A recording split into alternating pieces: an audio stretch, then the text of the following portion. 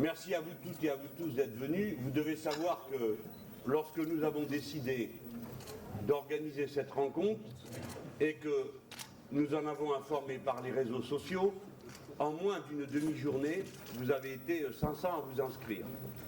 Si bien qu'il a fallu changer de lieu d'accueil pour pouvoir vous recevoir tous. Cette rencontre est notre manière d'entrer dans le cycle de la conférence climat qui va commencer à la fin du mois de novembre. Je veux adresser des remerciements personnels très particuliers à celui qui a organisé tout cela, Christian Rodriguez, que vous voyez ici, qui est le représentant de mon parti.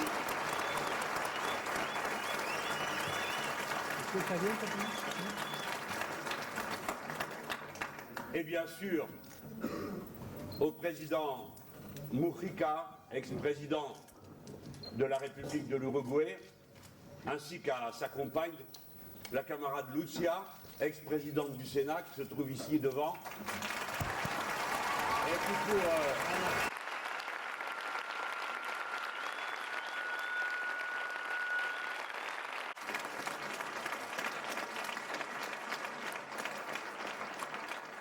une militante et une dirigeante politique. Bon, je me contenterai de quelques mots, je ne parlerai pas plus d'une heure ou deux, avant de donner la parole à Pépé. Monsieur le Président, vous êtes le représentant d'une petite nation étrange. Quelques millions d'habitants, mais c'est là que fut voté bien avant la France le droit au divorce, la laïcité de l'État et combien d'autres choses comme l'éducation obligatoire et gratuite pour tous. Cette manière de nous précéder dans les Lumières, vous l'avez à l'occasion de votre mandat reprise en main. Et c'est en Uruguay, première nation d'Amérique latine, qu'a été reconnu pour la première fois le droit à l'avortement et dans un autre domaine, la liberté de l'échange du cannabis. Vous êtes ensuite cet ancien guerriero urbain, Tupamaros, illustre dans ma génération, moins connu peut-être de nombre d'entre vous ici, forme de lutte de laquelle vous êtes passé ensuite à la constitution du Frente Amplio, qui est pour nous une espèce de rêve, une dizaine de partis qui ont la patience de se supporter pendant 40 ans avant de prendre le pouvoir. Nous sommes bien loin de ça. À présent, nous voici mis au pied du mur des défis de notre temps. Votre pays est connu pour Galeano et les veines ouvertes de l'Amérique latine, et pour moi, par ce roman que je recommande à ceux qui dans cette salle ne l'auraient pas lu, de Juan Saer, L'ancêtre, dont la scène initiale, le massacre des premiers colons par les Indiens Charruas, qui se trouve sur la berge uruguayenne du Rio de la Plata, a formé quelque chose de mon identité personnelle. Nous voici devant les défis de notre temps. Il n'est pas sûr, et il est même probable, qu'il soit déjà trop tard pour inverser le cours du dérèglement climatique qui a commencé, et avec lui, bien sûr, les obligations qui vont en résulter. Car lorsque la mer monte, lorsque les vents se déchaînent, lorsque les terres s'assèchent, alors des masses immenses d'êtres humains se mettent en mouvement, ici, là, et aucune structure sociale, aucune structure politique ne résiste plus devant de tels mouvements. Telle est l'époque qui commence et que votre génération reçoit en partage. C'est un bien piteux cadeau que les générations précédentes vous auront fait. Dans ce temps, le pire, comme l'a dit le président Chavez, ce n'est pas la gravité de la crise que nous allons affronter, qui est une crise de la civilisation humaine. Et le mot crise est fort mal adapté. La vérité, c'est que c'est une bifurcation, un changement complet de la trajectoire de la civilisation humaine. Le pire, ce n'est pas les dégâts qui sont à l'ordre du jour. Le pire, ce serait que nous soyons incapables d'inventer un autre chemin pour l'humanité que celui de la déroute qui lui est promise. Ce chemin, Pour ma part, je l'ai appelé avec mes camarades l'écosocialisme, c'est-à-dire qu'il postule qu'il n'y a qu'un seul écosystème compatible avec la vie humaine. Et dès lors, il est prouvé que nous sommes tous semblables et égaux en droit. Et à partir de là, il existe un intérêt général humain qui surplombe les frontières, nous oblige à penser monde et nous oblige à penser humanité. Cet intérêt général, nous pouvons le discerner par les voies de l'échange contradictoire qui fondent la démocratie, et nous devons dire ce qui est bon pour tous, et c'est ce qui fonde la République. À partir du moment où nous mettons dans leur destination les biens communs, nous sommes en état de pouvoir profiter de notre vie sociale. Voilà résumé en quelques mots et quelques secondes la doctrine générale de l'écosocialisme que nous professons. Mesdames, Messieurs, je ne vais pas parler plus longtemps. Pepe Mujica a été pour moi un encouragement extraordinaire à persévérer dans la lutte. Bon, il est plus âgé que moi, ça me rassure. Mais permettez cette confidence humaine. Voici venu le moment d'une saison de la vie où l'âge devient une garantie de liberté et permet de s'exprimer sans aucune réserve dans la mesure où les dés ont été jetés dès longtemps. Pepe Mujica nous a appris à assumer notre engagement politique en tant qu'engagement philosophique, notre engagement politique en tant qu'acte de construction de soi. Il nous a appris à ne pas nous embarrasser d'innombrables prétextes pour dire que nous aimons la vie, le soleil qui se lève, et même, paraît-il, puisqu'il en a fait l'objet d'un discours, l'herbe sur laquelle on peut se coucher pour faire une sieste. Eh bien, j'estime que c'est un héritage politique et philosophique qui en vaut bien d'autres. Pour ma part, j'aime l'herbe, j'aime m'y coucher quand il fait beau, et j'aime ne pas y être seul. Aimer, c'est la leçon de la vie.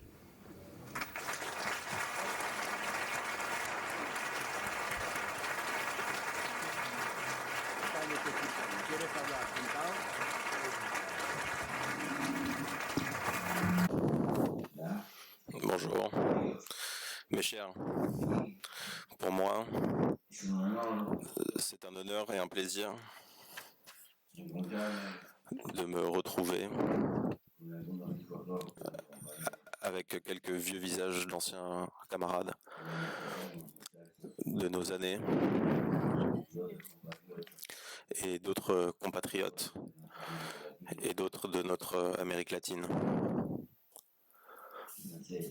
et des Français qui se souviennent de nous, que celui-ci a été le lieu de la République et des révolutions qui ont illuminé une partie de nos rêves et de notre formation culturelle. Moi, je voudrais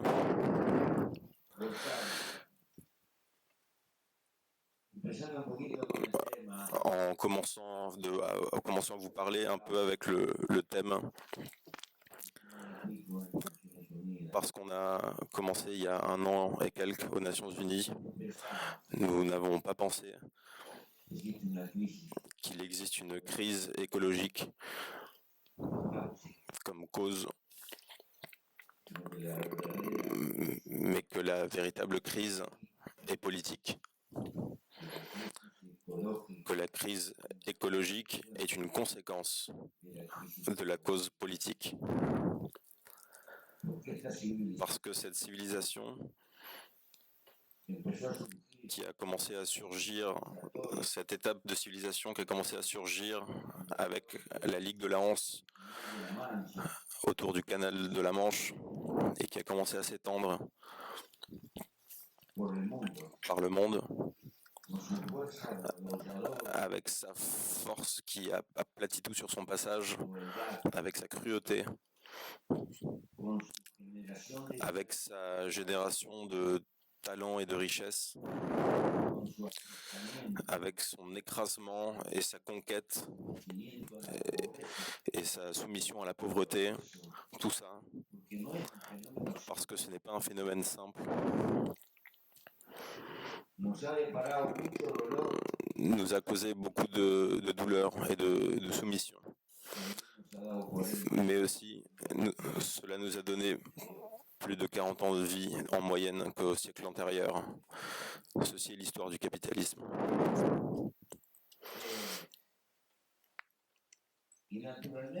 Naturellement, nous sommes entrés dans une étape dans laquelle nous continuons à penser comme des pays en sentant les choses comme un pays.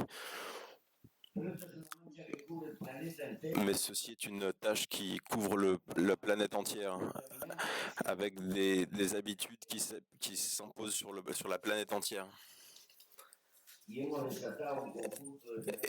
Et nous avons causé une suite de cause à effet qu'aucun pays ne peut contrôler. Il y a le dieu marché, qui conduit ce processus civilisateur avec la première fois qu'il y a une dirigeance du monde qui n'est pas contrôlée politiquement. Rome l'a eu, l'Empire chinois l'a eu, c'était des globalisations à leurs époques. Mais cette globalisation que nous vivons n'a pas de gouvernance politique. Les pays, des gouvernements sont surtout occupés pour voir qui est-ce qui gagnera les élections prochaines. Voilà 30 ans que nous savons que nous agressons l'atmosphère, que nous jetons du gaz carbone. La science nous a donné tous les paramètres. Mais il faut prendre des mesures générales sur le monde entier. Et alors, comme nous ne pouvons pas arrêter la machine de l'accumulation des biens, maintenant nous commençons à parler de nuancer. Et nous nous préparons à un autre type de riposte, à un autre type de marché. Maintenant, nous allons... L'expansion des activités industrielles dédiées pour compenser les dommages faits sur le milieu, l'environnement. De façon croissante, évidemment, ce qui va à son tour permettre une nouvelle accumulation.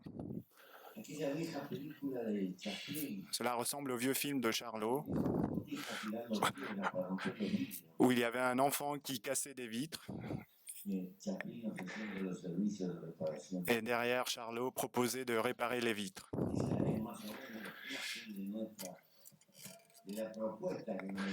Ça, c'est la métaphore du monde tel qu'il va. C'est ça ce qu'on appelle réparer. Au lieu d'arrêter la machine à détruire, on prépare une nouvelle machine pour qu'elle essaye de réparer les destructions de la machine antérieure. Mais dans tout ça, on garde la même logique.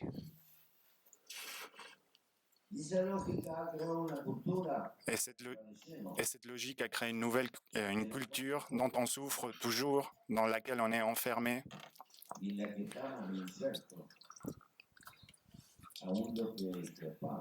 Et dans laquelle on vit même ce que les opposants au régime, telle une mouche accrochée à la toile de l'araignée, de laquelle on ne peut pas partir.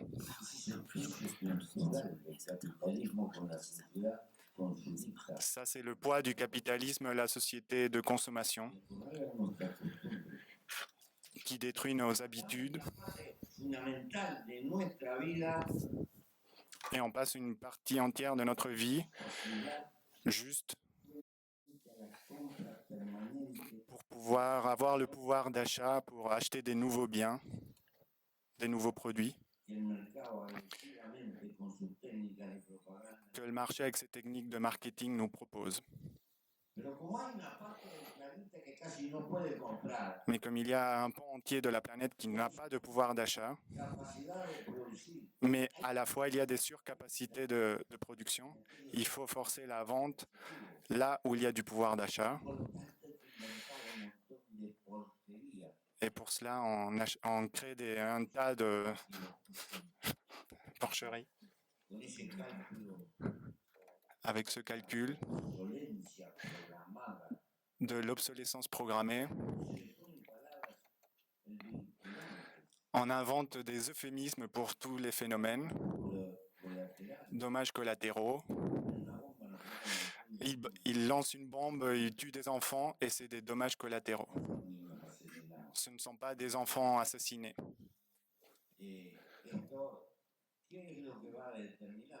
Qu'est-ce que ça détermine tout ça?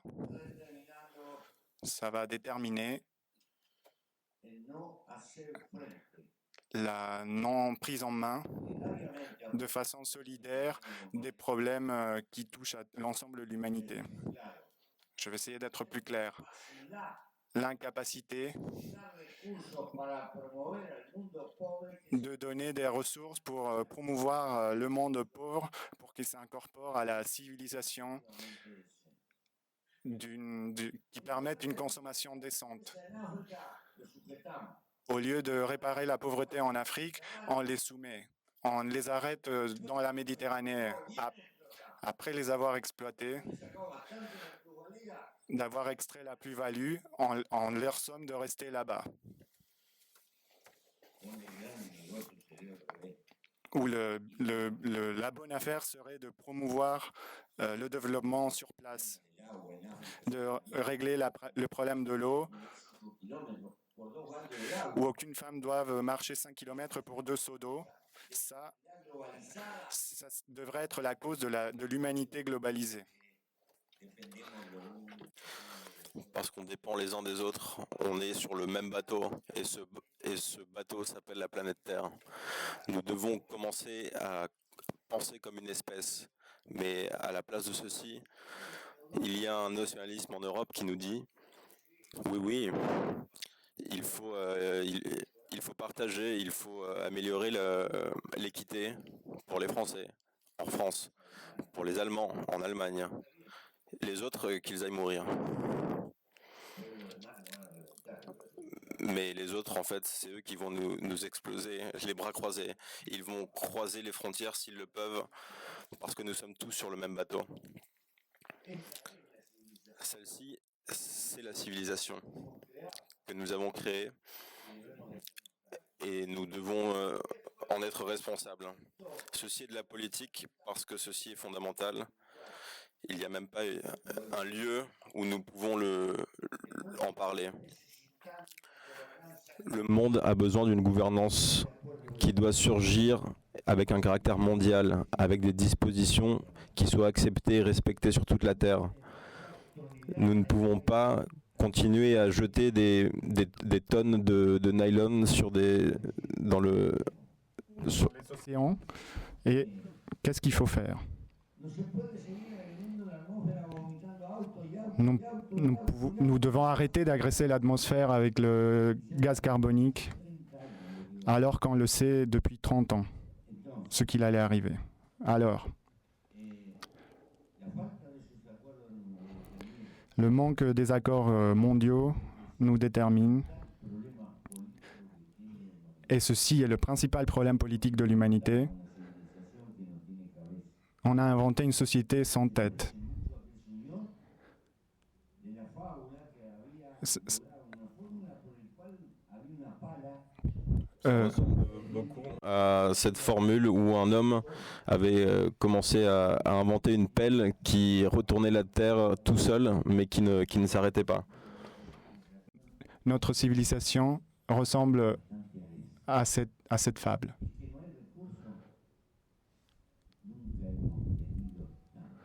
On n'a pas de ressources, il n'y a jamais eu autant de richesses dans l'histoire de l'humanité. Jamais l'humanité a accumulé autant de ressources. 2000 milliards de dollars par minute sont dépensés en budget militaire dans le monde. Avec ce chiffre, dire qu'il n'y a pas de ressources,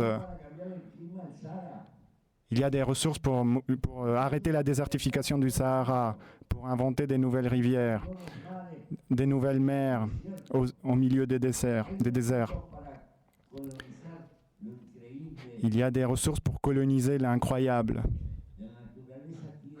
La nature a, dans son fort intérieur, une accumulation des richesses et de sagesse de caractère infini.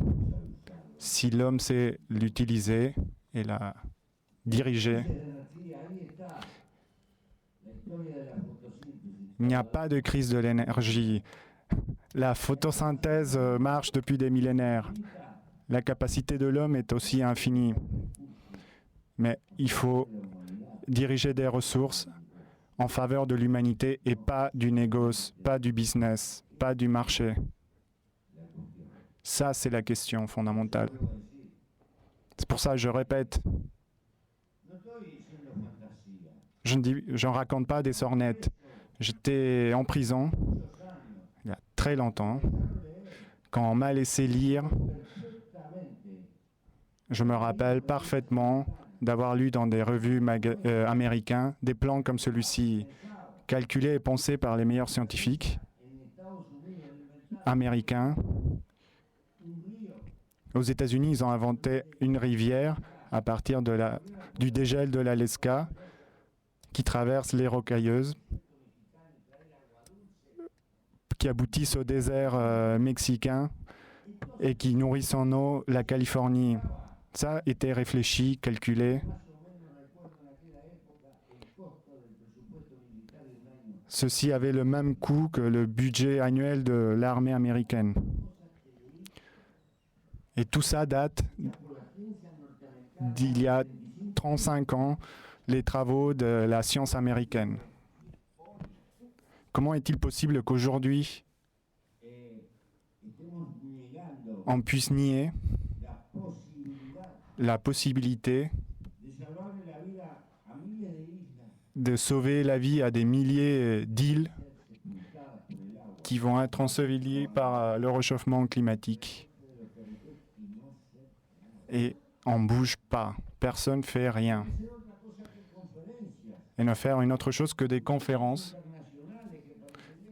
des rencontres internationales qui sont programmées par les chaînes hôtelières, où il y a des textes très très beaux, mais où rien n'arrive, aucune solution.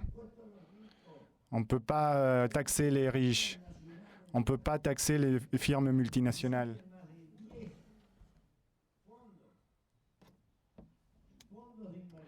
Il y a plus de 10 fonds d'investissement. Le shadow banking qui est caché, où il y a des multimilliardaires qui accumulent plus de ressources que toutes les ressources de l'Amérique latine. Et on ne sait pas qui les dirige. Et on ne peut pas créer la taxe Tobin sur les transactions financières pour essayer de pallier en partie les douleurs de l'humanité. Et quels sont ces problèmes? Ce sont des problèmes politiques. On ne donne pas de réponse à cause de l'incapacité du politique.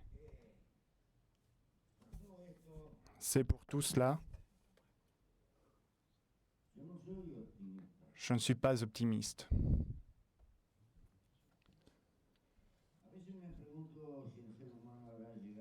Des fois, je me demande si l'homme n'a pas atteint la limite de ses capacités. Des fois, je pense qu'on est face à une épreuve où ce singe un peu bizarre, qui est doté d'une intelligence particulière, qui a créé des civilisations, parce que c'est la civilisation, le meilleur geste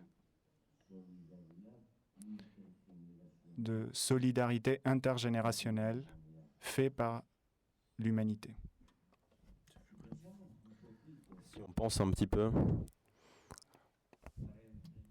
pour confronter notre égoïsme naturel, parce que comme tout animal, la nature nous a mis à l'intérieur un quota d'égoïsme pour pour qu'on lutte pour notre propre existence et pour lutter en faveur de la vie des hommes, enfin des gens que l'on aime. Et ça, c'est un piège de la vie.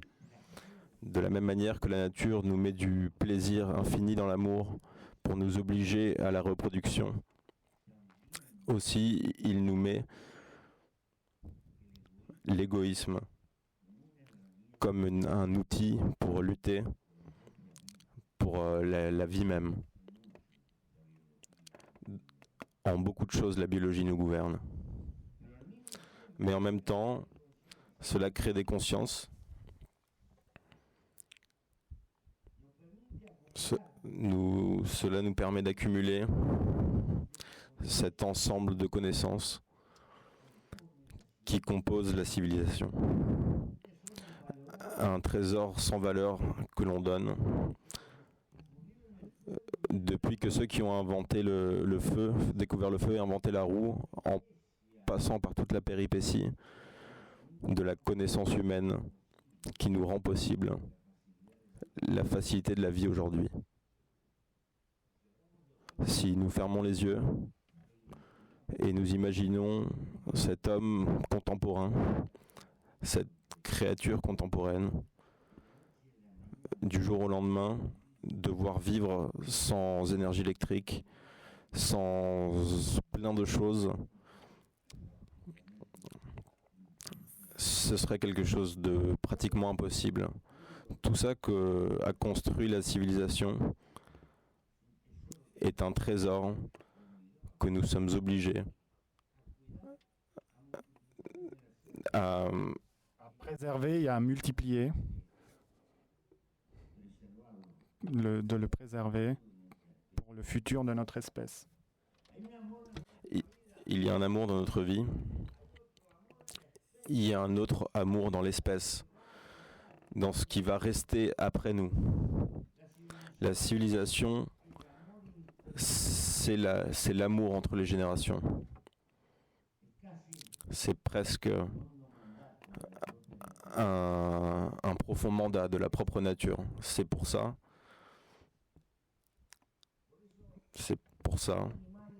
que cet animal est capable, si il arrive à se gouverner lui-même dans ce qu'il a déchaîné, il a la capacité, peut-être un jour,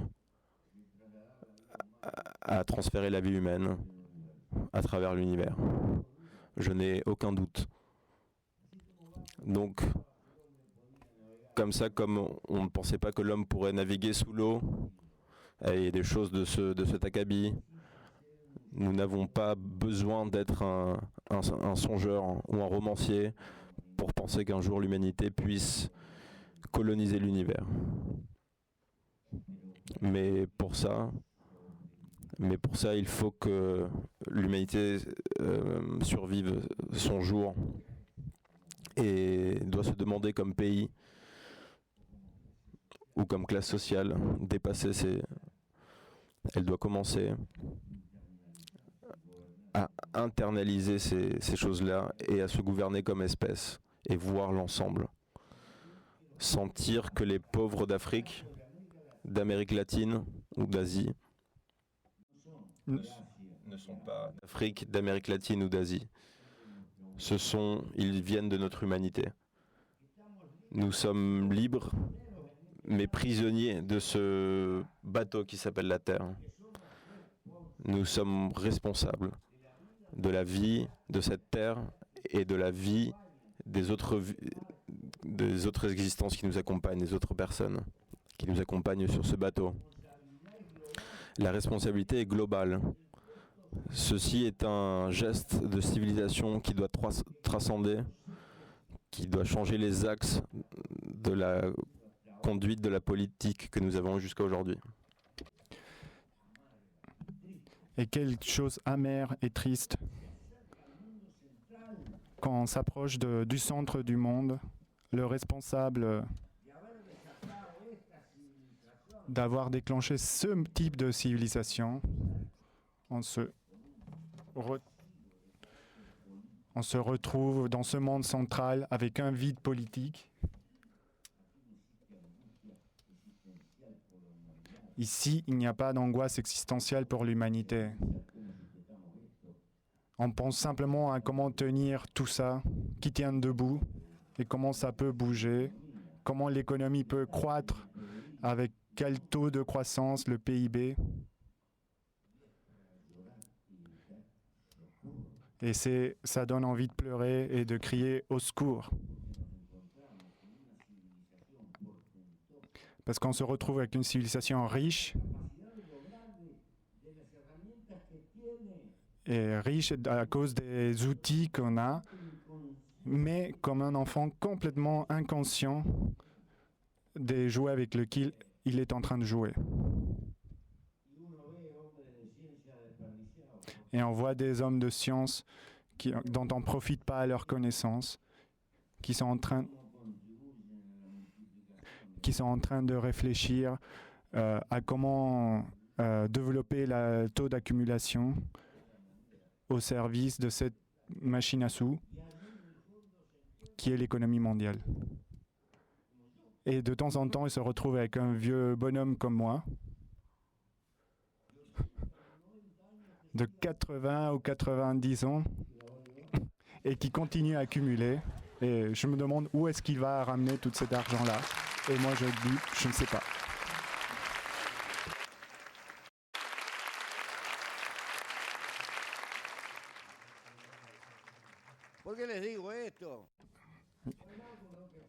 Moi, j'ai parlé avec Rockefeller, 99 ans. Il parle un espagnol parfait.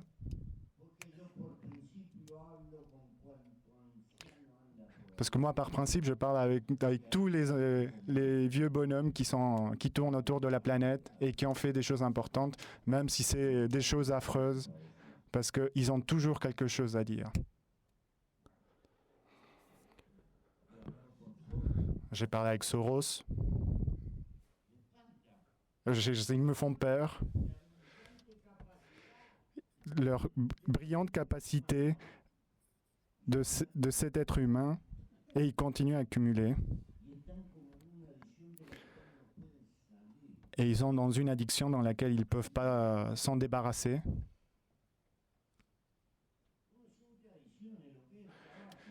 C'est une addiction comme le tabagisme qui nous contrôle toute la vie, même si on a arrêté de fumer. Et autres addictions. Et notre société souffre d'une addiction à l'accumulation. On ne sait pas si cela symbolise le pouvoir, la vie. On ne sait pas. Parce que c'est aussi notable et sexiste dans la Terre. Il n'a jamais existé autant d'inégalités et d'injustices. Et ça génère une énorme frustration. Et il n'y a jamais eu autant de tentations pour vendre son âme au diable pour quelques sous. Comme si ça assurait le bonheur. Et chers amis, nous sommes au milieu d'une culture qui est fonctionnelle à l'accumulation capitaliste. Mais il ne faut pas se tromper. Donc, un jour, on arrivera à une utopie où on sera libéré. Cette façon uchronique de réfléchir sert pour marcher, pour construire des êtres collectifs, mais ça ne donne pas forcément réponse de caractère présent à l'angoisse qui doit vivre concrètement beaucoup de monde et qui a comme richesse une seule chose, ce moment de vie. De toutes les richesses possibles qu'on peut avoir sur ce bateau, la Terre, la plus miraculeuse, c'est celle que tu as tout, chacun, en ce moment, d'être en vie, en train de réfléchir et de sentir. Ça n'a pas de prix, on ne peut pas le comparer à rien, et c'est presque un miracle, mais on ne se rend pas compte. Et on ne se rend pas compte et on sous-estime cette valeur de cette minute infinie. Infinie pour la... énorme pour chacun de nous. C'est l'aventure d'être en vie.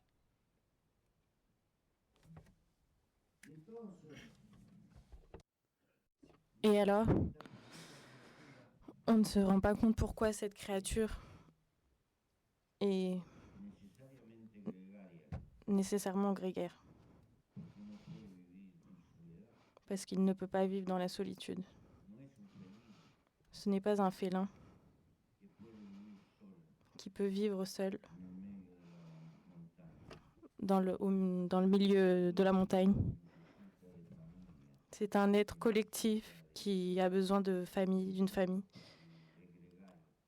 et des autres pour vivre. Il est grégaire. C'est pour ça que c'est un animal politique, comme dit Aristote, pour son animalité en société.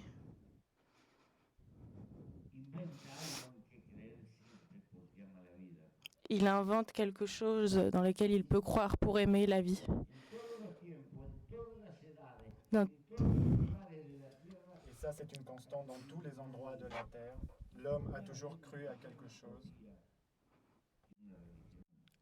Et il ne peut avoir de plus grande utopie qu'une religion, une définition religieuse. Et pourquoi cette créature humaine a toujours inventé la même sortie à ses problèmes, créer une nouvelle religion? Ces formes peuvent être multiples à infini. Elle pourrait être le Christ ou Mahomet.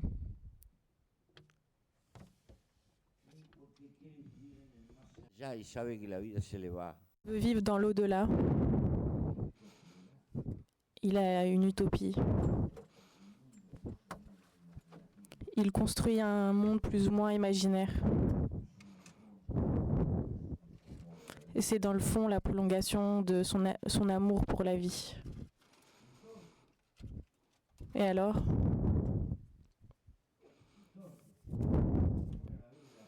Et alors cet amour pour la vie ?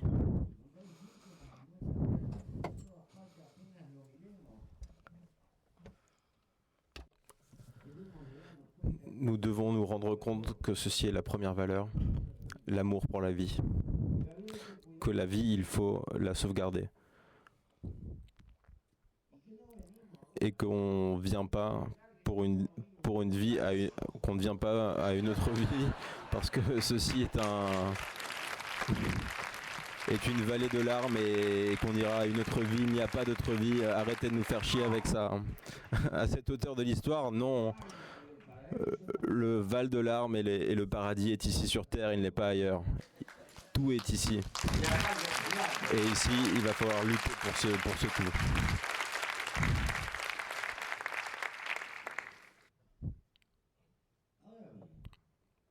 Mais attention, à côté de la vie, il y a des choses qui valent beaucoup. Une de celles-ci, peut-être la plus importante, après l'amour, c'est la liberté. Mais qu'est-ce que la liberté ? Si nous la posons dans des termes français, avec ces mots très hautains qui disent tout, et on reste impressionné par ce vocabulaire, nous devons baisser ce concept de liberté à la terre. Concrètement, qu'est-ce que la liberté ? La liberté, c'est ce temps de la vie où chacun fait de sa vie ce qui te plaît, les choses qui te motivent. Tu es libre quand tu peux aller travailler ? Oui, si ton travail te plaît, s'il te plaît beaucoup. Mais si, comme la majorité des gens, tu dois aller au travail pour faire face coût des nécessités matérielles et de ta vie et ceux de ta famille, soyons d'accord que pendant ce temps-là, tu n'es pas libre. Tu es soumis à la loi de la nécessité. Et quand est-ce que tu es libre ? Quand tu dépenses l'argent de ta vie dans des choses qui te plaisent. Ça peut être jouer au football, ça peut être pêcher. Si tu es jeune, tomber amoureux, qu'est-ce que je sais, enfin, mille et une choses. Des choses pour lesquelles on n'attend pas une récupération matérielle, mais des choses pour lesquelles on sent quelque chose qui s'appelle la joie. Cela veut dire que plus tu as du temps dans ta vie, du temps gâché dans cette vie, dans cela, et moins de temps tu as là-dedans, et plus tu seras joyeux. Bien sûr que tu peux avoir suffisamment de temps pour ça. Alors bien sûr que tu peux profiter de ce temps si tu voles le temps des autres, d'autres qui travaillent pour toi. Et ça veut dire vivre en arnaqueur. On peut appeler ça de l'exploitation, de la plus-value, qu'importe. Aucune de ces choses n'est la pièce. La véritable monnaie, c'est le temps de ta vie. Parce qu'on ne peut pas aller au supermarché pour acheter 5 ans de plus. La vie part. Alors, il faut penser comment est-ce que tu as utilisé ta vie, comment est-ce que tu as dépensé ta vie. Et ça c'est intransférable. La plus grande richesse que l'on a, on n'est pas né pour travailler ou pour souffrir. Si tu vis, tu auras un quota de souffrance et tu auras à travailler. Parce que si tu ne travailles pas, tu es en train de vivre sur le dos d'un autre. Mais attention, la vie n'a pas été inventée pour travailler.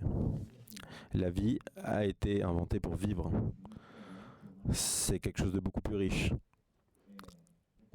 Alors, comme facteur de survivance, mais comme facteur social, de compenser les beaucoup de choses que nous donne la civilisation, nous devons apporter notre quota de travail. Et ceci, il faut le comprendre. La libération n'est pas un monde de fainéants qui vivent sur le dos d'un autre. La libération, c'est un mouvement contre la fainéantise des autres, d'un faible groupe qui vit au dos de la majorité. À partir du moment où on a des nécessités matérielles, pour survivre, il faut comprendre que le travail est une partie de la relation sociale et dans le système de compensation. Mais il y a un devoir à la vie, il faut vivre ce trésor.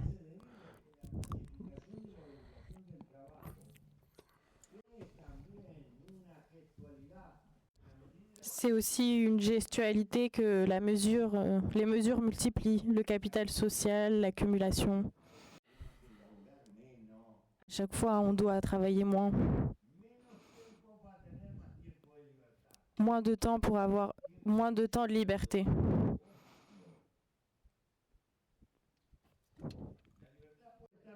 La liberté peut être comparée à un arbre. Pour ça, la liberté, c'est l'option libre. Et si à l'un d'entre nous, il nous plaît de jouer cette vie parce qu'on a un hobby, c'est sa liberté à lui. Il ne faut pas tomber dans des égalitarismes faibles. Il ne faut pas mettre dans la tête des gens des choses que l'on pense. Il ne faut pas un État qui nous organise la vie et qui nous donne des mandats sur ce qu'on doit faire. Non, non. Parce que sinon, on n'a pas de liberté. La liberté dans le sens profond du terme, qui a un quota de plaisir de chacun et qui a une limite, c'est ne pas embêter les autres. Ça, c'est la limite. Ne pas commencer à faire chier les autres au nom de la liberté des autres. Pourquoi ? Parce qu'il faut que ce soit social. Bon. Je crois, mes chers camarades, pour ça,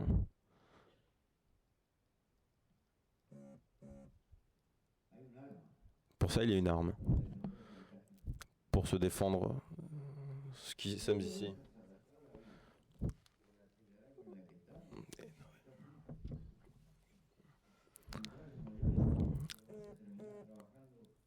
Tu vas terminer en travaillant pour une multinationale et le match est fini. Si tu te laisses emporter, tu vas devoir changer ta voiture tous les 200 parce que tu ne l'as pas changée. Là c'est fini. Là, c'est vraiment fini pour toi. Rien ne sera bon pour toi. Si tu as 6 heures de travail, tu iras te chercher un autre travail sur les heures complémentaires et tu travailleras 12 heures. Et si demain, la journée de travail est de 4 heures, et ben finalement, tu trouveras 3 travails. Parce qu'il faudra toujours que tu travailles pour accumuler. Parce que comme disait Sendik, celui qui est pauvre, c'est celui qui a besoin de beaucoup. Parce que le beaucoup, c'est infini. Ceci est un chant à la faveur de vivre dans une grotte. Avec une feuille qui te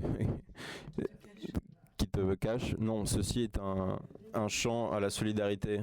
Il faut apprendre à vivre ensemble, sans trop de compromis de caractère matériel, avec une vie simple qui donne de la valeur aux choses fondamentales de la vie, mais pas qui consomme pas de temps. Et il ne faut pas se laisser voler le temps de sa propre vie. Cette limite, tu l'as dans ta tête et dans tes coutumes. Si chaque nuit, quand tu vas te coucher ou quand tu te réveilles, tu dédies 5 minutes à penser ce que tu as fait le jour d'avant, est-ce que c'était bien ou pas, ou si tu t'es fait mener par le bec, par une campagne publicitaire. Ça, c'est apprendre à se défendre. Se défendre de quoi ? Se défendre de cet grand réseau imperceptible, ce filet qui nous conditionne la vie et qui dirige toutes nos habitudes et qui nous a encerclés. Et apprendre à être introspectif, mettre en jeu le juge que nous avons tous à l'intérieur de nous et évaluer ce que l'on fait, si c'est bien ou si c'est mal. Nous n'allons jamais améliorer le monde si nous ne luttons pas d'abord pour nous améliorer nous-mêmes. Et ça, nous devons le prendre en compte. On ne peut pas déconstruire des édifices socialistes avec des maçons capitalistes. Ils volent les planches, ils volent tout.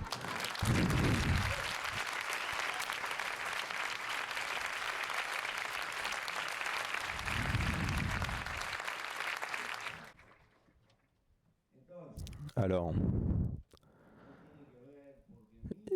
ceci me semble important parce que ma génération, on a cru qu'avec les changements dans les relations de production, il y aurait les créations étaient possibles pour faire surgir un homme nouveau et différent. Et nous avons méprisé la valeur qu'a la culture. Avec le fil du temps, on comprend déjà une première grande leçon historique.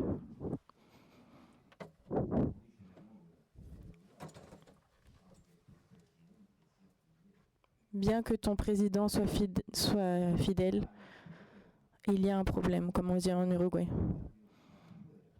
On lutte pour le changement à l'extérieur. On n'a pas mené la bataille pour le changement intérieur à chacun. Et notre volonté de changement est est une demande qu'on fait aux autres, mais il faut avoir le courage de se réclamer à soi-même le changement. Et ça, c'est une longue chemin, une longue péripétie que chacun doit mener. Je me donne le luxe de penser ainsi, parce que j'ai dû vivre 13 ou 14 ans en prison. J'ai été 8 sans livre, sans communication.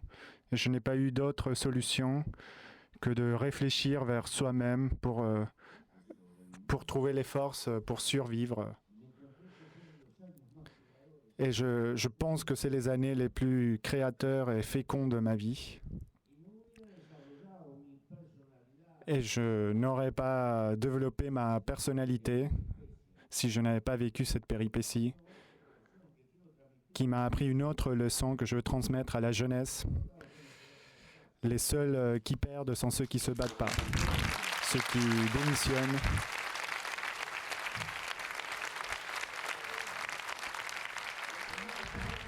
Je répète avec beaucoup d'emphase,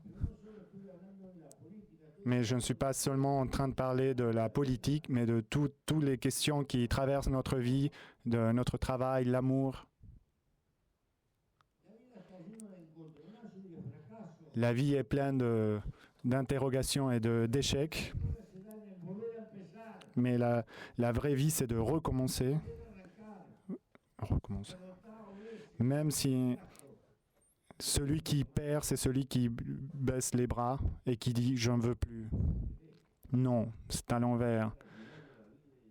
Je veux arriver à la fin de la vie pour dire au gardien du temple « non, redonnez-moi un autre tour ». Il faut vivre avec envie, avec amour à la vie qui part et en comprenant que la vie a toujours une dose d'aventure.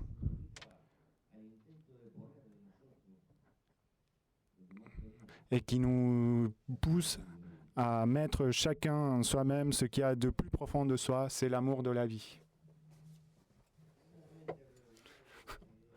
Donc, pour finir, je vais vous transmettre ce que j'ai vu des fois.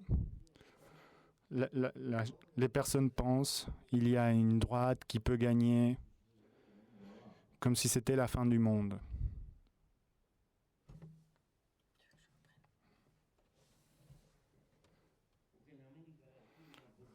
Ou qu'en Amérique latine, parce qu'en Argentine, le péronisme, ou je ne sais plus qui gagne, qui perd dans la province de Buenos Aires, ou quoi que ce soit.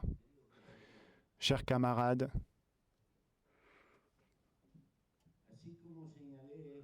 ainsi comme j'ai montré que l'être humain, dans tout âge, à tout moment,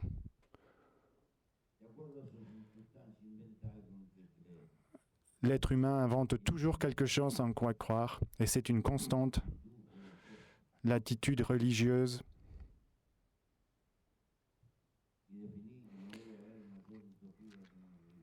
et rappeler qu'il n'y a pas de plus grande utopie qu'une religion. Et je le dis avec beaucoup de respect, parce que si croire dans les utopies est une tendance humaine, si cela vient incrusté dans notre espèce, de la même façon, dans toutes les civilisations, il y a toujours eu une tendance, à chaque étape, à chaque époque, une tendance plus conservatrice et tendance plus solidaire, propense au changement. Les termes gauche-droite sont fils de la conjoncture de la Révolution française pour s'asseoir dans un parlement, dans une assemblée, dans une certaine position. Mais au fond, il y a toujours eu une humanité qui lutte pour un changement en faveur de la justice sociale, en faveur de la redistribution, du partage, de la solidarité et des tendances conservatrices Ces deux tendances sont des constantes de l'humanité. Aucune triomphe ou triomphera de façon définitive. Il n'y aura jamais un triomphe assuré pour ceci qu'on appelle la gauche. Et il n'y aura jamais un triomphe pour cela qu'on appelle la droite. Il y a des étapes transitoires dans un débat permanent de l'humanité qui évolue et qui permet, marche par marche, le progrès et la multiplication de la civilisation. Jamais nous allons atteindre une société parfaite, parce qu'à chaque fois on montera une marche par marche. Ce qui compte, c'est le chemin, l'escalier, la dévotion, le compromis, qui est une partie intégrale de notre existence. Ce n'est pas gagner et atteindre les lauriers. Ça, c'est pour les empereurs, pour ceux qui rêvent de tapis rouge. Ici, il n'y a pas de triomphe, il y a juste de la vie. Mais quelque chose reste pour ceux qui viendront après nous.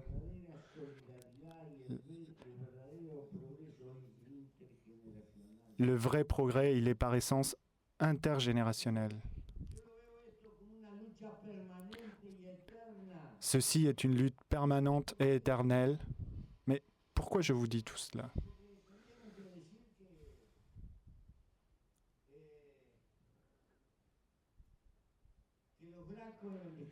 Est-ce que les Grecs étaient de gauche ? Est-ce qu'Asoka était un empereur de gauche en Inde ? Ou que Confucius, de temps en temps, il est de gauche ? Ou est-ce qu'il faudrait dire, plutôt,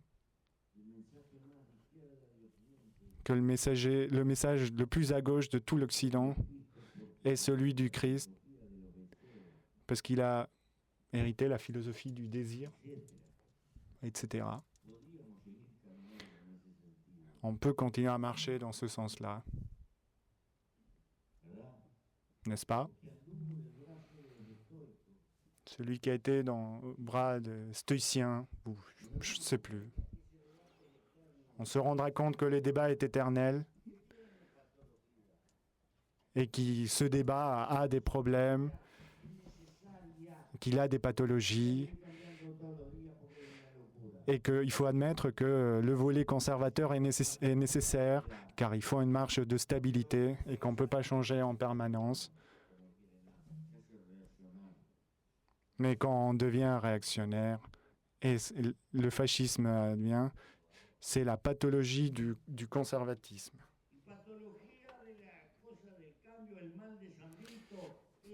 Et la pathologie du changement, c'est l'infantilisme, se confondre les désirs avec la réalité. Et le conformisme, rien nous va. Et nous sommes que des charlatans de comptoir. Et on fait rien.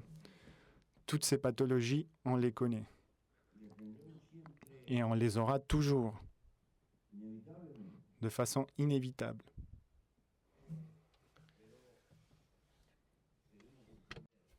Nous devons comprendre ainsi que cette lutte est permanente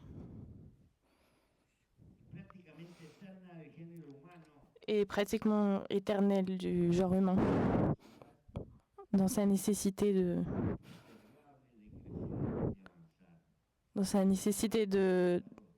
croître et avancer. Un animal conquérant. Lutter pour conquérir quelque chose de mieux. Parce qu'il a un inconformisme naturel qui le pousse à aller vers l'avant.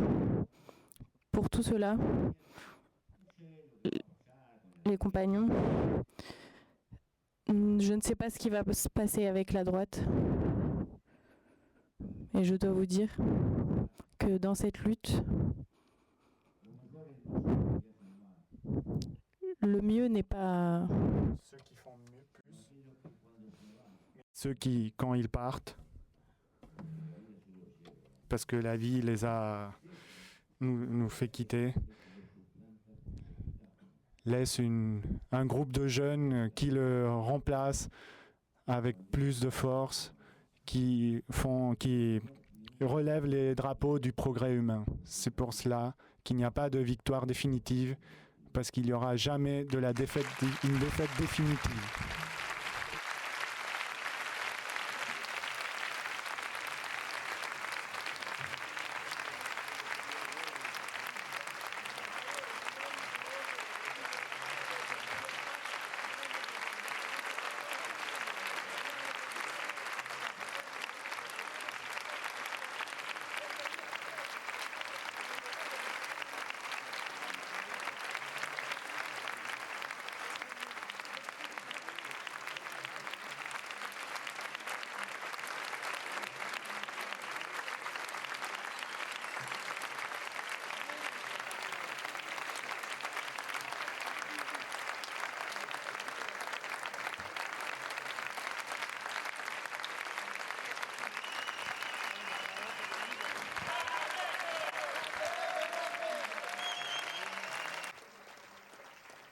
On va pas s'arrêter tout de suite parce qu'on avait demandé des questions et des réponses. La question, c'est un petit débat. Merci à nos amis journalistes. Donc, on a quelques camarades qui sont avec les micros là pour 4 ou 5 questions. Alors, bonjour Monsieur Mélenchon, bonjour Pepe Mujica. Je suis très fier d'être ici et je suis très fier d'avoir pris part à cette conférence. J'ai 2 questions en fin de compte qui s'adressent l'une à M. Pepe et l'autre à vous, M. Mélenchon. La première pour vous, M. Mélenchon, c'est que dans votre dialogue, on entend toujours parler d'écosocialisme, on entend parler d'un socialisme qui transcende les peuples, on entend parler d'un socialisme qui transcende l'Europe et qui va au-delà de ses frontières et qui atteint l'Africain que je suis ou les autres peuples que ce soit en Amérique latine ou ailleurs. En ce qui me concerne, j'aimerais revenir sur un point qui concerne spécialement la France, qui est ce phénomène qu'on a appelé la France-Afrique. Vous devez connaître déjà ce terme qui désigne les relations un peu honteuses qui sont créées au sein de la République française, en tout cas de cette France d'en haut, et qui, en quelque sorte, a empêché le développement du continent africain. C'est des dirigeants fantoches qui sont mis en place, c'est des compagnies qui vont pour le marché et accaparer ce marché rien que pour leur compte, c'est la liberté d'expression qui n'existe pas, c'est l'oppression, c'est la répression des petites révolutions, c'est le déniement de tout droit au peuple africain à un développement, ce développement auquel nous aspirons tous, ce développement qui n'a comme seul prisme que l'être humain. Alors vous, la question que je pose s'adresse à vous, c'est de savoir, dans votre combat pour cette Europe moins libérale, dans votre combat pour une humanité qui concerne tout le monde, quelle est la proposition que vous faites pour contrer cette France-Afrique et cette exploitation des peuples africains? À vous, Monsieur Mujica, vous êtes quelqu'un qui a mené de très longues luttes, et ces luttes, je pense que tous ceux qui ont eu la chance d'en avoir des nouvelles, ils les partagent avec vous. La question que je me pose par contre, c'est de savoir pourquoi il n'y a-t-il pas eu un mouvement qui s'est développé entre ces peuples du Sud, un mouvement qui aurait pu partir de l'Uruguay, de l'Amérique latine, ces révolutions, pourquoi elles ne se sont-elles pas étendues plutôt aux peuples du Sud qui, quand même, somme toute, sont les seuls vers lesquels il peut avoir une lueur d'espoir et une réelle lutte? Je vous remercie.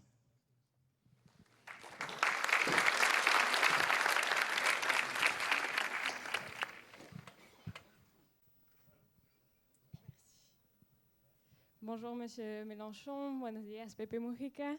Tengo una pregunta más que todo para usted.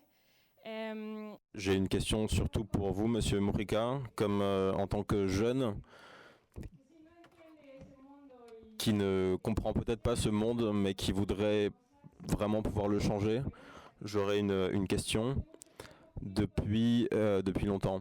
Alors dites-moi, qu'est-ce que nous pouvons faire, nous les jeunes, pour nous changer nous-mêmes, mais aussi pour changer le monde? Et comment faire ceci? Alors, je ne sais pas si vous avez peut-être des conseils. Est-ce que nous devons commencer par nous-mêmes? Est-ce qu'il faut commencer par militer dans un parti politique ou dans une association, dans la société civile? Par où commencer et comment convaincre les gens? Parce qu'il y a beaucoup de gens mais j'ai toujours l'impression que ces gens restent dans une partie de la société, mais que la majorité des gens ne savent pas de quoi il s'agit, ne comprennent pas. Et ce n'est pas ce qu'on voit dans les médias, ce qu'on écoute, et comment donc lutter contre ça qui a l'air si grand. Quand on a 25 ans, on ne sait pas comment s'y prendre, par où commencer. Donc voilà, je voudrais savoir si vous avez des conseils.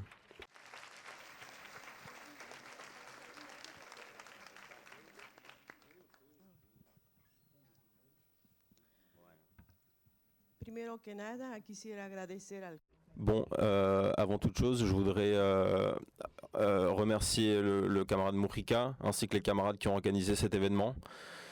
Et ça me semble quelque chose d'historique parce que le camarade Mourika a un certain âge et c'est un honneur de l'avoir ici.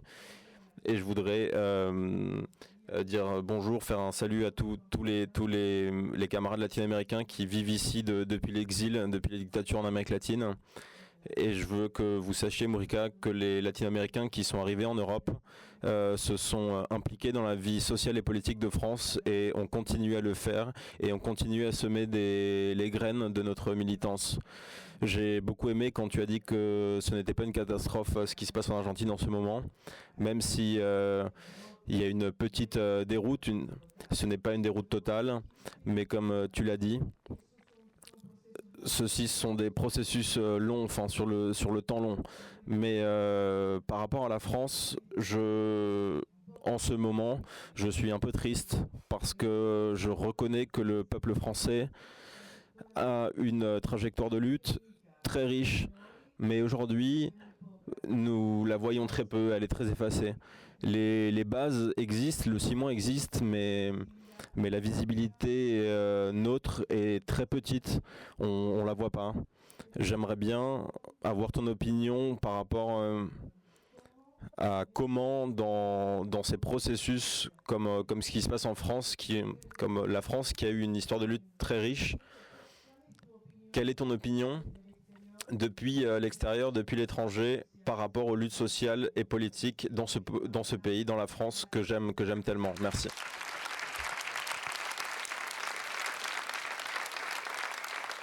On arrive à la 4e et on va s'arrêter là pour pouvoir avoir les réponses. Oui, merci. Ma question reprend un petit peu celle de la jeune femme qui a pris la parole, qui est celle de que faire. Et Monsieur le Président Mourika, vous avez expliqué qu'il fallait cesser de penser en termes de nation, qu'il fallait cesser de penser en termes de classe sociale. Vous nous avez invités à parler en termes d'espèces. Alors, évidemment, on peut être, à mon avis, que d'accord avec l'ensemble des idées que vous avez défendues. Je me demande comment est-ce qu'on les incarne dans des forces sociales. On connaît des modes d'organisation sociale qui reposent sur des partis à vocation nationaliste, qui reposent sur une souveraineté nationale. On connaît des partis politiques, des forces sociales qui reposent sur une identité de classe. Mais que je sache, la seule force sociale qui est capable à l'heure actuelle de s'organiser sur le plan planétaire, c'est la bourgeoisie, c'est l'oligarchie. Comment est-ce qu'on fait pour transcender cette difficulté et leur imposer une force réelle qui dépasse simplement celle des idées ?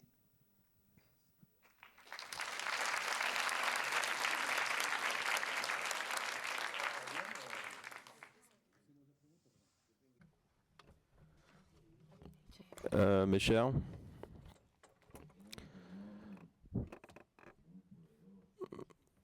c'était un monsieur. Ah, Dieu est une personne avec beaucoup de pouvoir, mais ça lui a quand même pris une semaine de créer le monde. Donc, nous qui sommes très loin d'être Dieu, nous pouvons répondre absolument ou en partie quelques questions qui ont à l'intérieur un univers, mais il y a beaucoup à dire. Le colonialisme en Afrique, encore aujourd'hui, par malheur, survit. Parce que le capitalisme est très fort entre lui, encore aujourd'hui. Et parce qu'en grande mesure, dans la propre Afrique,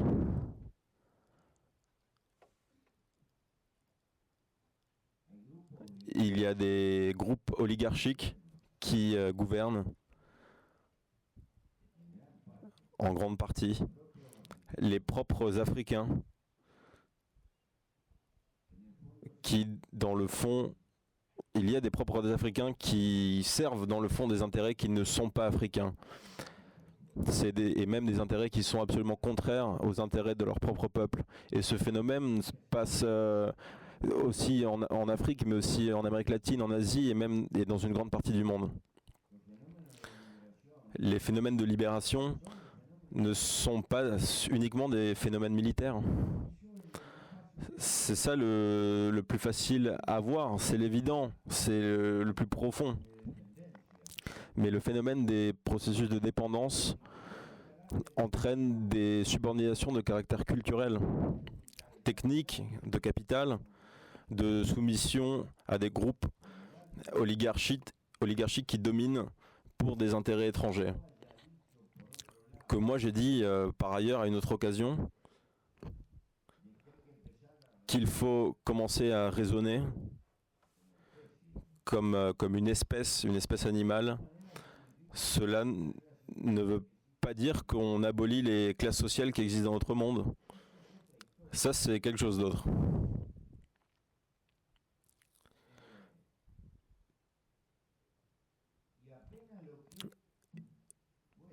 Et à peine ce que j'ai fait aujourd'hui, c'est de mettre des idées que certains développeront et d'autres non.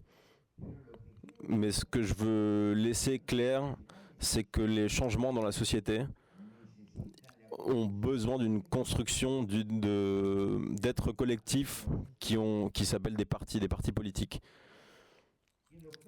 Que les changements sociaux ne sont pas le cadeau de gens très aventureux qui un jour les forces de la nature se sont combinées pour nous offrir le progrès humain. Comme dans un acte de magie. Le progrès humain ne vient pas de là. Les changements sont construits de manière collective, qui ont besoin de beaucoup de force et qui ont besoin et qui dépassent largement ce que peut apporter un individu tout seul. Parce que ce qui est important, c'est pas combien de temps tu portes le drapeau. Ce qui est important, c'est combien de gens il y a derrière sur la colonne. Quel est le poids du mouvement que tu représentes.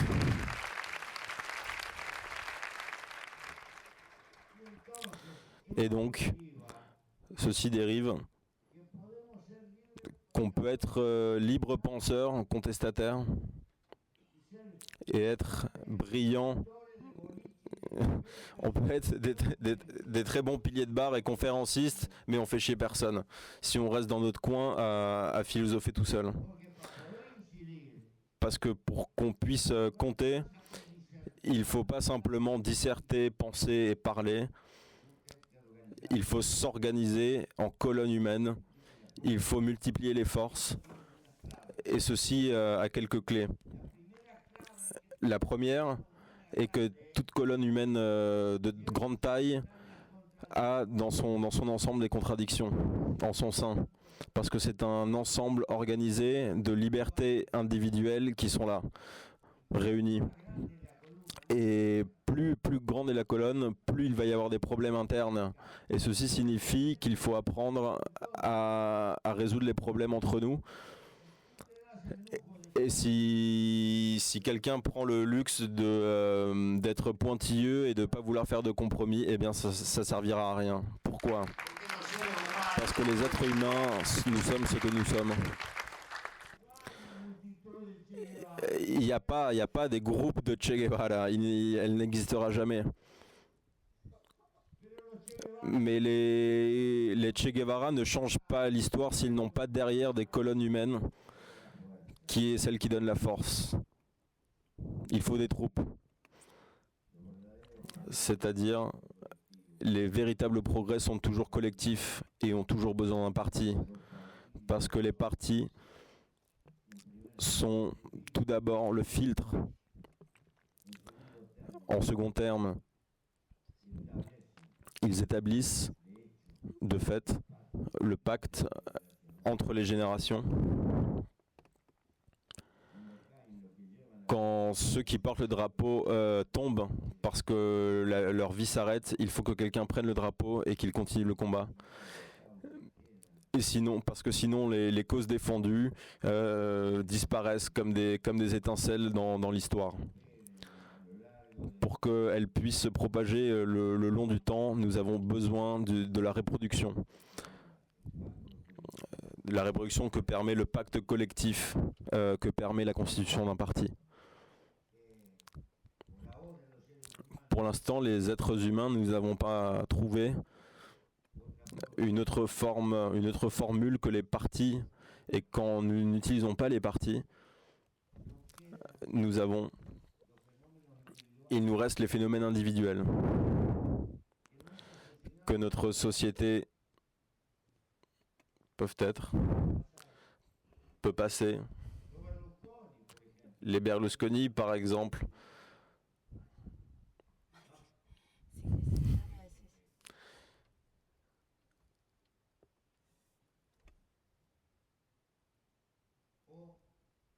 ou bien peut-être un sportif fameux qui a une idée un peu géniale et qui apparaît un peu derrière les buissons et les gens le votent, ou un artiste de cinéma, ou quelque chose qui a été médiatique. Et on le soutient comme le prochain gouverneur, et c'est véritablement une loterie, avec tous les défauts que peuvent avoir les partis, et ils les ont de manière inévitable, par le fait de notre humanité biologique. Les partis ne sont pas construits par des dieux, ils sont construits par de la chair collective, par des êtres humains. Alors, c'est ce qui aide à propager les luttes à travers le monde.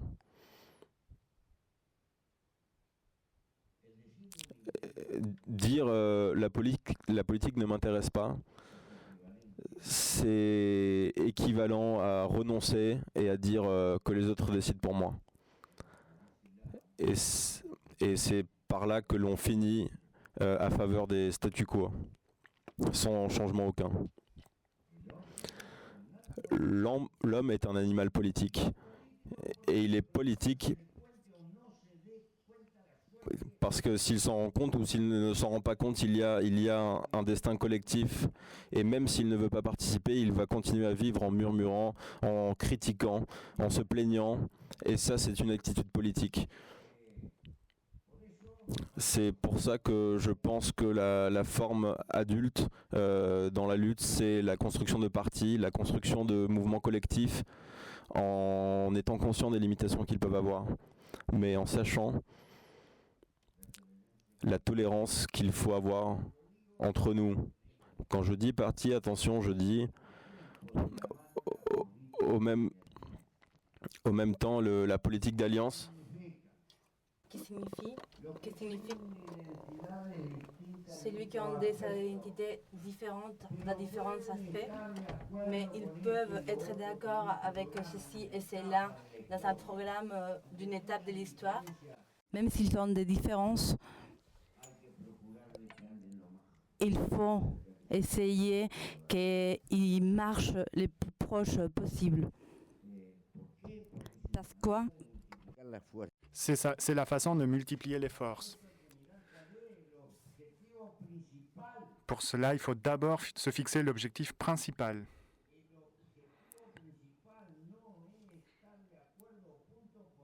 L'objectif principal, c'est ne pas être d'accord sur chaque petit point. C'est de se mettre d'accord pour les points qu'il faut accomplir dans l'étape actuelle. Et ainsi, des multiples différences peuvent subsister, mais il faut avoir un accord sur l'urgence de l'étape. C'est si tu as ta voiture qui est dans la boue, et si n'importe qui vient t'aider pour le sortir de la boue, est-ce que tu lui poses la question sur qu'est-ce qu'il pense sur le chemin, ou tu veux simplement quelqu'un qui vient te pousser avec toi? Tu lui demandes pas s'il faut arrêter la droite. il faut faire des alliances avec tout le monde, en moins de façon conjoncturelle. Et ça, il faut le comprendre. Et ça, cela implique une grande ouverture. Et cette grande ouverture implique une conviction très intime dans la force de chacun et dans ses convictions. Et ça, est-ce que c'est difficile? C'est très difficile, bien sûr.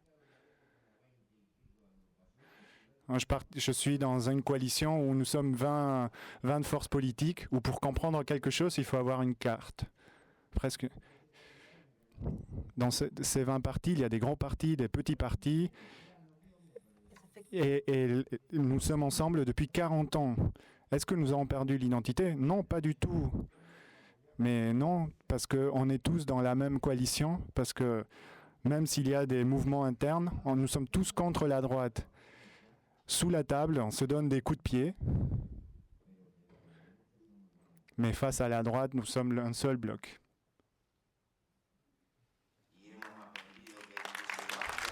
Et on a appris que celui qui quitte le bloc perd.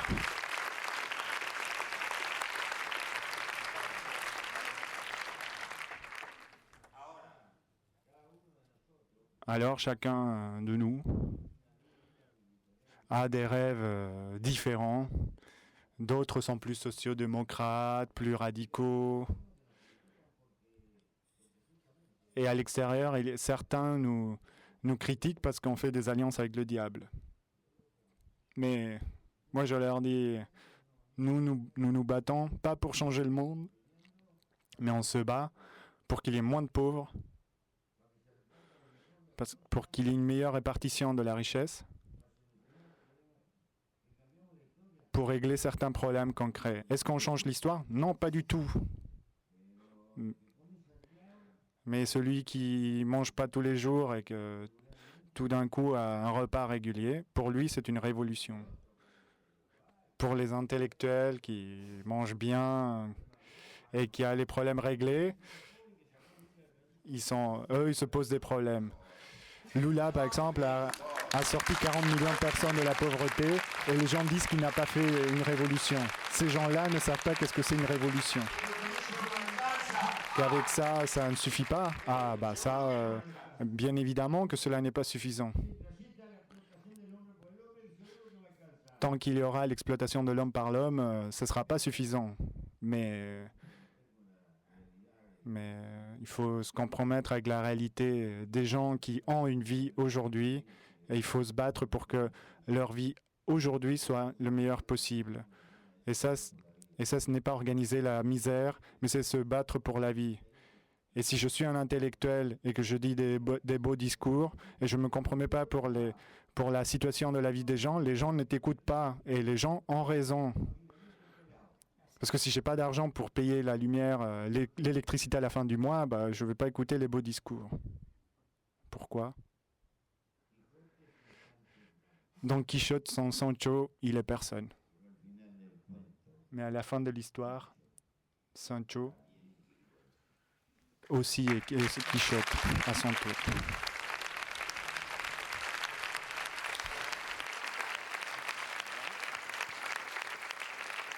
Bon, c'est à mon tour. J'ai été comme, je pense qu'on va finir là-dessus, j'ai été comme beaucoup d'entre vous tout au long du discours du président Mujica avec l'envie de rebondir, de commenter, de compléter. Je vais essayer de répondre à ce qui a été dit, à la question qui m'a été posée directement et ensuite à la question que vous avez posée, Madame. Ce qu'on appelle la France-Afrique n'est possible que parce qu'il existe une catégorie sociale qui y trouve son compte, que nous nommons l'oligarchie, laquelle compte ses agents ici et là-bas. Car ne perdons pas de vue que le principe de responsabilité fonctionne pour tout le monde. Il y a le corrupteur et le corrompu. Et les exploiteurs se retrouvent dans les deux cases. Par conséquent, ce que nous avons en commun, c'est la lutte contre l'oligarchie. Et pour nous autres, citoyens de la République française, tenir compte du fait que cette oligarchie a ses origines ici, ses moyens ici. Et parmi ces moyens, lesquels? Ceux de l'État, de la République française. Et c'est cette collusion entre l'oligarchie et les institutions qui permettent cette collusion qui est la question qui nous est posée. Donc nous libérer de la monarchie présidentielle, principe duquel se déduit tout le reste qui permet ensuite les offenses qui sont commises ailleurs. Mais ça n'émancipe personne de ses devoirs. Et pour ma part, je me suis toujours tenu à distance des principes qui, à première vue, paraissent extrêmement généreux, mais quand on y regarde de plus près, reviennent à une autre forme de colonialisme. Ce n'est pas nous, d'ici, qui allons libérer les Africains. Ce sont les Africains eux-mêmes qui le feront. Et ils ont commencé à le faire, à de nombreuses reprises. Faut-il ici évoquer la mémoire de Patrice Lumumba ou de Thomas Sankara? Et on voit que les Africains ont fait leur histoire. Mais qu'à chacune de ces étapes, ils se sont brisés sur des adversaires que nous avons en commun. L'anticommunisme, le refus de partager, l'appropriation par l'oligarchie. Maintenant, ça m'amène à un point qui est présent dans le discours de Mujica et qui me paraît extrêmement important pour notre compréhension à ce moment de notre histoire commune. Pendant longtemps, on a cru que le capitalisme conditionnait les individus. Ce n'est pas vrai. Le capitalisme est plus qu'un mode de production. C'est un mode de consommation. C'est une relation aux autres. Si bien que nous intériorisons, et mieux, comme le dit Pierre Bourdieu ou Alain Accardo, nous adhérons avec enthousiasme aux normes dominantes que nous propose par les instruments de la publicité, le productivisme capitaliste. Noam Chomsky dit que la publicité est dans la démocratie ce que la propagande est dans la dictature. La publicité qui vous pousse à consommer vous enseigne d'abord des frustrations et vous propose de dominer ces frustrations par des consommations. Ce ressort intime est en nous. C'est la raison pour laquelle l'engagement politique émancipateur, puisque nous appartenons à ce courant dans l'histoire, de l'émancipation, est un double courant, philosophique, personnel et politique. Vous posiez la question de savoir par quel bout il fallait commencer la lutte. Eh bien, il faut commencer par lutter. Et il faut commencer par lutter soi-même et résister.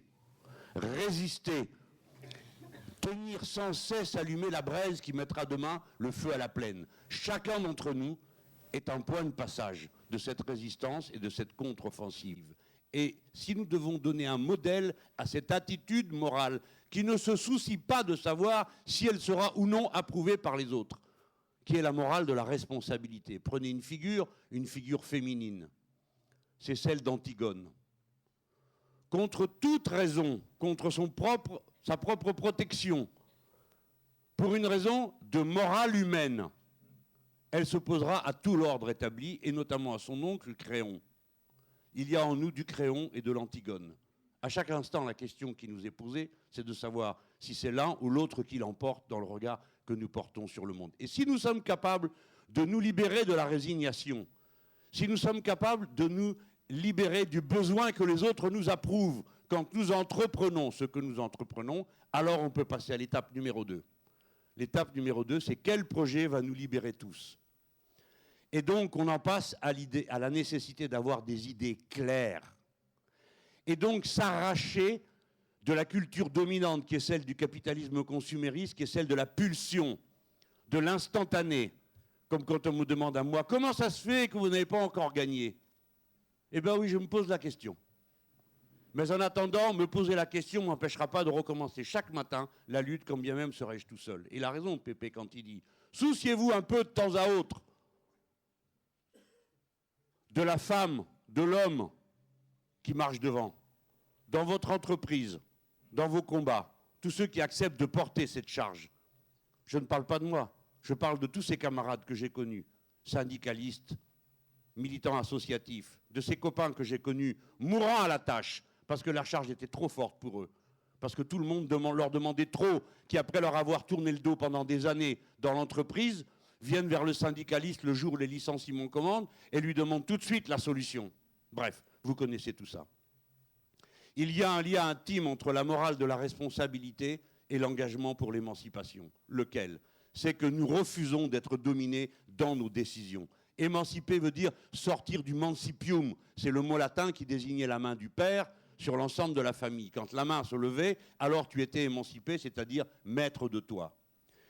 Tout à l'heure, Pépé a lancé une idée qui va beaucoup plus loin que l'apparence qu'elle en donne. C'est cette idée que nous sommes maîtres du temps, de nous quand nous sommes maîtres de notre temps, le temps libre. Le capitalisme, comme tous les autres régimes dans l'histoire de l'humanité, impose une temporalité, c'est-à-dire un rythme.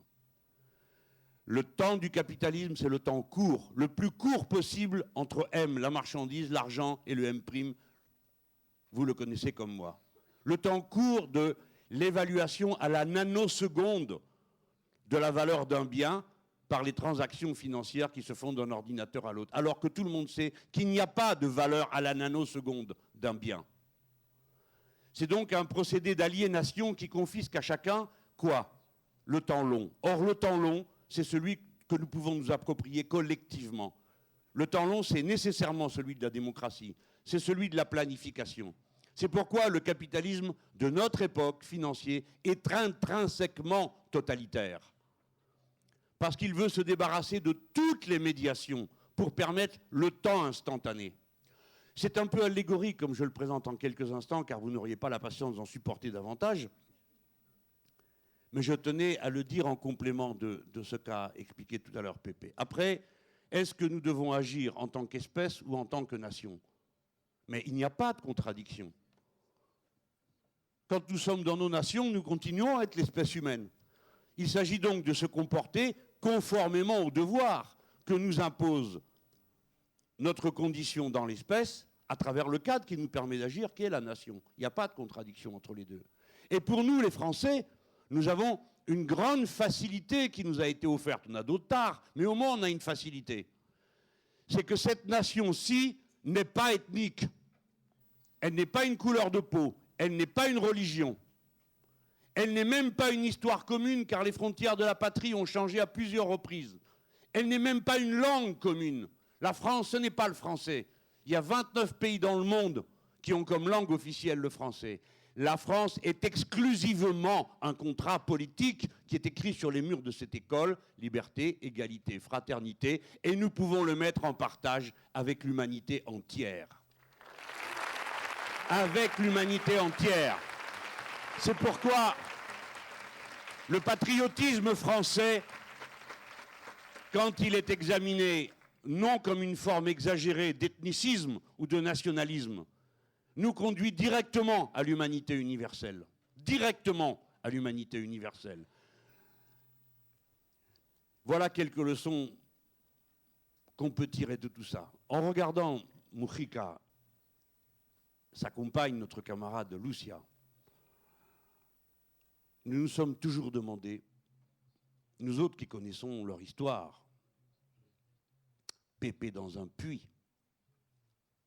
Vous ne le savez pas, les gens. Ils l'ont foutu dans un puits prisonnier. Et chaque fois que la marée montait, il avait de la flotte jusqu'au milieu du ventre. Ce type a passé 3 ans avec de la flotte qui lui montait jusqu'au milieu du ventre. Rappelez-vous de ça. Il y a quelque chose en nous qui est possible. Je ne sais pas où il l'a trouvé, moi je n'aurais pas su. Il y a quelque chose en nous qui rend indominable à jamais le goût et le sentiment de la liberté. Quelque chose qui nous rend pour toujours disponibles pour la lumière du combat pour l'émancipation. Après quoi, il est ressorti de là. Il paraît qu'il a encore 3 balles dans le corps. Lui-même n'a pas été avare d'en distribuer sur les autres. C'était de cette manière qu'on entendait le combat à ce moment-là. Pépé tout à l'heure disait, il ne peut pas y avoir des milliers de Tchés. Ça, c'est vrai. Et en tout cas, il n'y en a pas un seul s'il n'y a personne derrière. Ça, c'est vrai aussi. Mais je voudrais rappeler que dans notre combat, il y a un adage qui ne sera jamais vrai. C'est l'adage qui dit que personne n'est irremplaçable. Si chacun est irremplaçable, il faut une vie Il faut des années pour construire un militant politique capable de tenir le choc contre la marée de la bêtise, de la résignation, des bonnes raisons qui peuvent vous conduire chaque jour à poser sac à terre et à refuser le combat. Oui, nous sommes irremplaçables. Mes amis, s'il y a une leçon à tout ça, cultivez en vous ce qui peut vous permettre de tenir 3 ans dans un puits et de ressortir dans l'état dans lequel les deux sont là. Merci.